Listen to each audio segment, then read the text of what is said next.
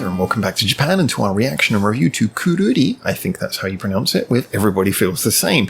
And first of all, as always, in case you didn't know, this is a reaction and review, but this video is the review video. If you want to see the reaction that I've just done, pause this video, click the little link in the description below, and it'll open up a separate little YouTube player where you can watch the reaction, in case you haven't heard the song before, or in case you just wanted to see how I responded to it first time I heard it.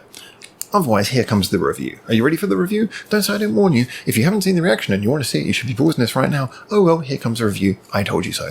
So, this one really took me by surprise. As always, you know, when it comes into hearing a band for the first time, one of the things I love about doing this so much is that these are genuine first reactions. So, not only do I not know what it's going to sound like, I really don't even know if it's a band, I don't know if it's a singer, I don't know anything, especially when you've got an ambiguous name like QURULI. I was like, what could this be?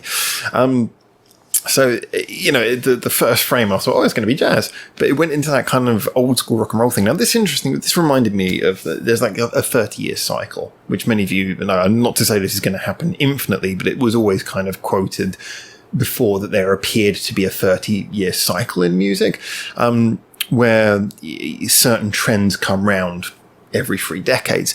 The interesting one is that, like I said, at first I was like, this is very rock and roll, and that statement intrinsically seems like I'm suggesting it's very 60s rock and roll. But in actuality, what it was reminding me more was that 90s rock and roll renaissance, where, you know, in the 90s there was that phase where kind of guitar-driven rock and roll came back around as, I think, a 30-year cycle of the 60s, and you started getting a lot of those bands who were doing those more simple, stripped-down rock and roll songs. When we think of the 90s, we think of a lot of the genres that really were very big, you know, a lot of the changes that happened in metal, grunge, the way that pop became like a much more engineered thing. You know, they were getting this really sort of high production pop was becoming a thing, you know, programmed music was becoming more of a thing, whereas 80s it had been very synth, and the 90s it started becoming programmed. There's so many things that we think about that actually the 90s was such a massive turning point for so much in music, hip-hop included. I mean, hip-hop completely revolutionized what it was and its effect on, you know, it turned into being the most bought genre of music by the end of the 90s. This is the intriguing thing. There was so much going on that it's almost difficult to take it all in, but one of the things that did happen is there was a lot of these bands. I mean, you could virtually go on listing them forever. He was listing a fair few himself, but I mean, you could even list the smaller ones, like bands like Catatonia and Cardigans and just Elastica, and there was like loads of these sort of pseudo rock and roll revival bands going on at the time. Right down to, you know, the Rembrandts, who did the theme tune "I'll Be There for You for Friends," which obviously became like really, really famous. That was basically a rock and roll throwback. You know, it's basically just a revival of rock and roll from 30 years prior. And actually, in Rembrandts are an interesting example because not many people know much about their discography, but they actually had quite an interesting discography, and I delved into it a few years ago. And they had, you know, they did a similar thing to this, in that there was certain sounds that were very popular in that 90s revival that were, you know, things like using a tambourine over the beat to give a little bit more sort of jangle and, you know, a little bit more high end. And almost, you know, when you use something like a tambourine, it kind of makes you feel like you're in a group, like you're in a party. Just something about that sound, because it's a little bit less precise. So things like using the sort of Hammond organ, electric organ sound over the top, that's another good one, because it kind of takes the jangly, light nature of rock and roll and those sort of less distorted guitars, and it gives something that just kind of like sits in between, fills the gaps. You know, it's kind of like it's the grout between your tiles. So, you know, there was that element. And also, you know, sort of matching up the vocals, you know, having vocal layering, something that during the 60s was not always the case, but more and more bands towards the end of the 60s and the end of that initial rock and roll phase started doing things like that, obviously with the Beach Boys being the most notable standout example of that, you know, sort of vocal layering.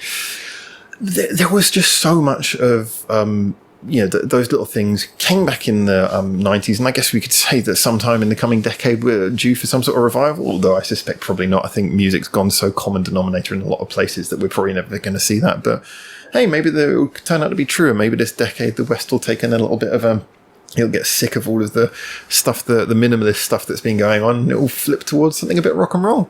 Who knows?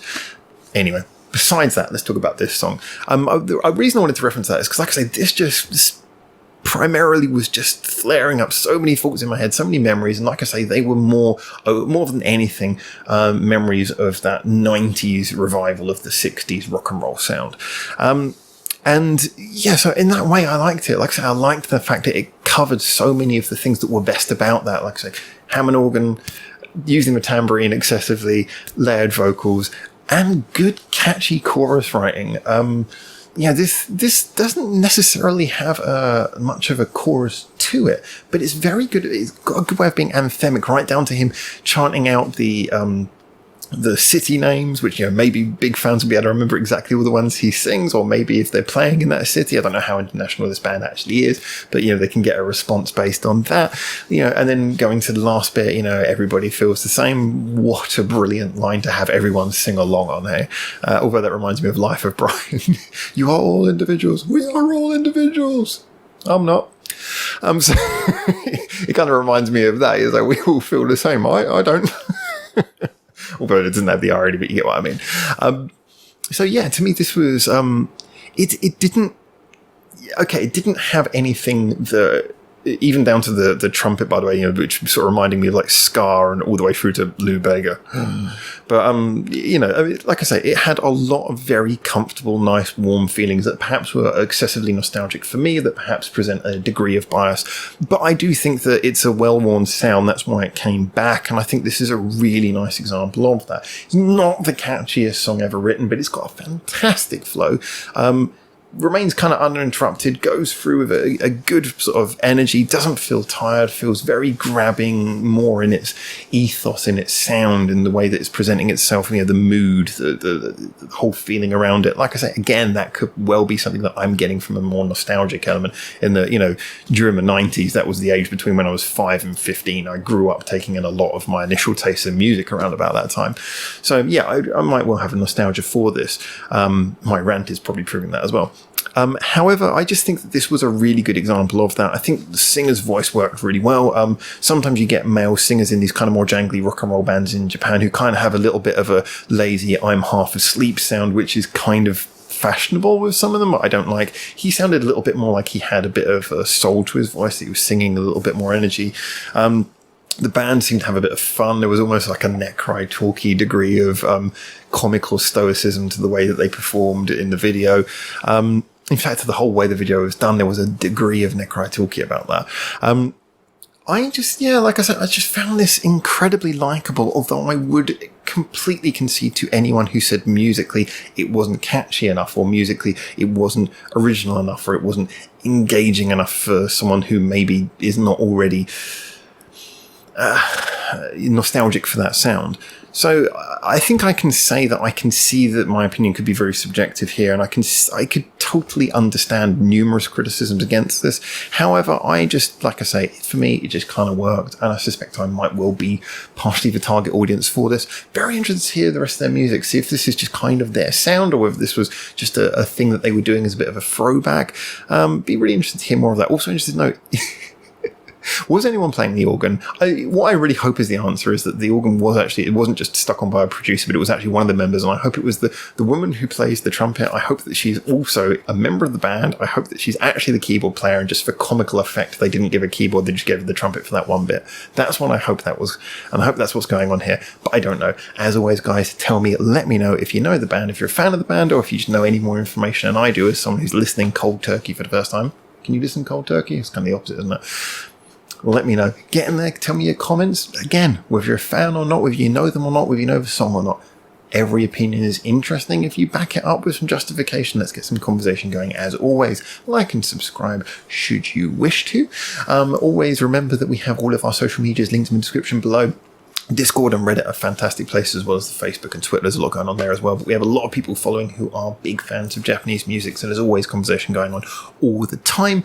And remember that our Patreon supporters are the ones who actually keep us still here, so massive thank you as always to you guys.